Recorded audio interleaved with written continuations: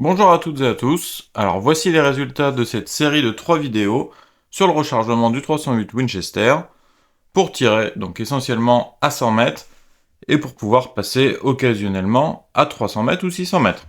Donc l'objectif de ces vidéos c'était de vous partager une méthode donc parmi tant d'autres. La première vidéo c'était choisir ses composants. La deuxième plutôt comment recharger avec des outils on va dire accessibles, grand public. Et la troisième, donc de vous montrer les groupements et le résultat. Donc pour de bons tirs, moi j'estime que on peut grouper dans moins d'une minute d'angle et idéalement se rapprocher de la demi-minute d'angle. Donc même si pour certains ça paraît pas beaucoup, c'est déjà pas mal et on va voir que c'est pas si simple. Donc c'est pas une vidéo forcément pour recharger pour le TLD, on pourra voir ça plus tard, notamment le même format sur le 223 pour tirer de 100 mètres à 600 mètres. Et c'est pas non plus une vidéo pour faire de l'extrême précision ou du rechargement type bench rest. Donc pour rappel, une minute d'angle, c'est 29 mm à 100 mètres, ou 58 mm à 200 mètres, et 87 mm à 300 mètres. Donc en gros, ça tient quasiment le 10 de la C50 à 200 mètres, ce qui est plutôt pas mal, et le 10 de la cible à 300 mètres. Donc c'est pour ça que j'estime que une minute d'angle c'est bien, mais c'est pas parfait, on est d'accord. Attention quand même, une minute d'angle c'est pas sur 3 balles, hein. Donc ça c'est pas la même chose que tirer une minute d'angle constamment sur 10 coups ou 60 coups. Donc ça aussi ce sera le sujet d'une prochaine vidéo. Donc ce que vous attendez en tout cas c'est les résultats et ce que ça donne. Donc il n'y a pas de formule magique, hein. Entre ce qu'il y a de bon sur le papier et ce qui fonctionne dans votre canon, c'est pas toujours la même chose. C'est pour ça que j'ai essayé cette recette dans plusieurs armes, et ça donne différents résultats, forcément. Donc faites toujours quelques essais de balles avant d'en acheter des gros lots ou en grosse quantité. Les essais, alors comment j'ai fait? C'est pas parfait comme méthode, mais bon, ça vous donne une bonne idée de ce qui est possible de faire avec le matériel de base à disposition. Donc j'ai tiré dans un stand semi-fermé, peu de vent. Bon, en même temps, le 308 à 100 mètres, même s'il y a du vent, ça devrait aller. J'ai réalisé les tirs sur appui avant-arrière, à chaque fois avec une série de 4-5 balles de chauffe, puis après, essai de mes cartouches. Et là, j'ai mesuré les vitesses avec mon chrono Garmin pour être certain d'avoir les écarts type et max qui vont bien. À chaque fois, donc avec une carabine de près, donc ça, merci aux tireurs qui sont sympas, ils ont bien voulu me laisser essayer leurs armes, donc avec des lunettes pas forcément adaptées au tir de précision, et surtout pas adaptées à ma vue. Donc ça c'était cool, mais ça n'aide pas à avoir d'excellents résultats.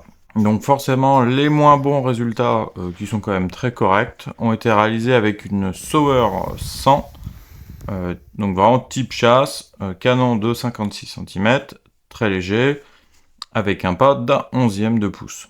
Donc j'ai pourtant fait très attention vraiment à pas faire chauffer le canon, à tirer tout doucement, mais les groupements n'ont pas été excellents là-dedans. Après, la vitesse était la moins élevée des essais, c'était le canon le plus court aussi, donc ça c'est normal. Mais par contre, on voit que la régularité a été excellente, ça a été même la meilleure de tous mes essais. Donc comme quoi, au passage, l'action et la détente vraiment au top, super agréable comme carabine, vraiment pour la chasse ce serait excellent et ça vaut largement une Tikka. Donc les meilleurs résultats maintenant ont été obtenus avec une Marlin que je connaissais même pas, c'est X7VH, donc on dirait en tout point une bonne vieille Remington 700, canon très lourd, 66 cm, donc ça, vitesse plus élevée, forcément, les plus élevés des tests. Le pas, lui, était d'un 12e de pouce.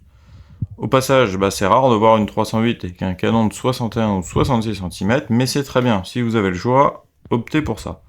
Les canons de 51, faut oublier si vous voulez tirer loin ou très loin. Malheureusement, c'est ce qu'il y a de plus courant. Donc cette carabine pour les tests, j'ai fait avec du 168 grains, plusieurs marques, et pas de très bons résultats. D'ailleurs, c'était un des problèmes que le tireur avait. Et c'est intéressant de voir effectivement qu'avec ces 155 grains, donc c'était des Nosler Custom Competition, on a eu de très bons résultats. Deuxième test, là on a un groupement de 2,3 cm, donc ça c'est assez encourageant, il n'y a plus qu'à perfectionner cette cartouche. La vitesse et les écarts type, eux, sont plutôt bons, et c'est suffisant comme ça, parce que là on n'est pas dans du TLD. Alors pourquoi je dis que c'est encourageant et que c'est assez suffisant? Pour rappel, ce sont des cartouches que j'ai réalisées sans avoir une arme spécifique en tête et qu'elles ont été mises à disposition voilà, des tireurs en prenant les carabines les premières venues sur le stand de tir. Donc en tout cas, ça montre que voilà, avec une bonne méthode, une bonne régularité, on peut avoir quand même des résultats corrects. L'idéal derrière, c'est de prendre cette base et cette charge et d'essayer de jouer peut-être un petit peu sur la poudre, voire un petit peu sur l'enfoncement. Et même l'idéal, forcément, ça aurait été de réutiliser les étuis tirés dans ces armes pour les recalibrer et bien les adapter à leur chambre. Donc voilà, donc c'est tout ça qui fait que ce test n'est pas parfait. L'idée, c'était surtout de vous montrer dans la deuxième vidéo et dans la première comment on choisit ses composants, comment on peut voilà, recharger avec une bonne méthode, avec de la régularité et avoir des résultats quand même encourageants pour la suite.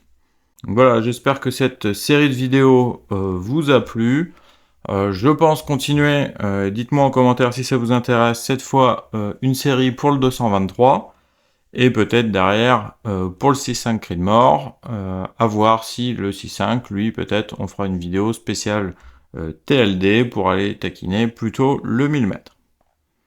Donc je vous remercie d'avoir suivi cette vidéo, et je vous dis à bientôt pour de nouveaux trucs et astuces sur le tir et le rechargement.